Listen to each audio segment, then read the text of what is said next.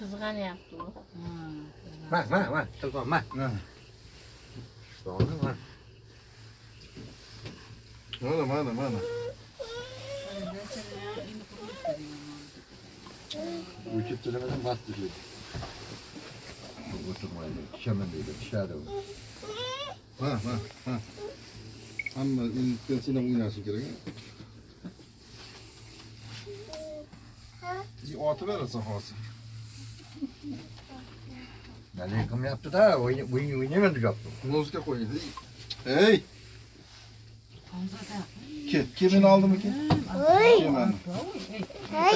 Bu kızganı mı yaptı? Pişin asım şikutar koy. Buna kanzatan.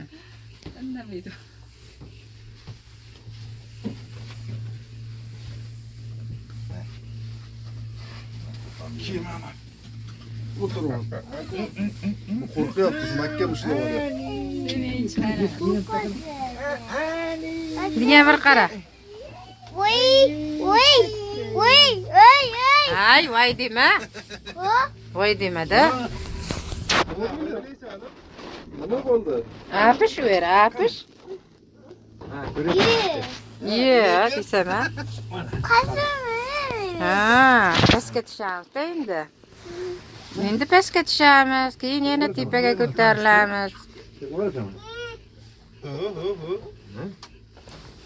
Benim kımmesem, benim kımmesem. Uyurup koyun. Anne.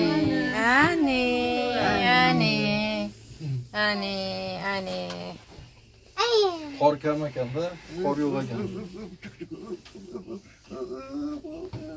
Halim şunca taptı ikenim.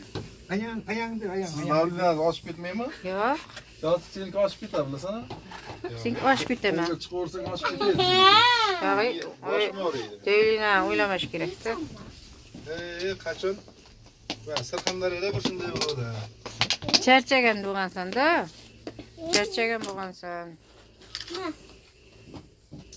Minge bir çok fazladı. Minge bir çok fazladı. Minge bir çok. İşte o bir minge. Ne? Ha, tabii. Ne olur bir?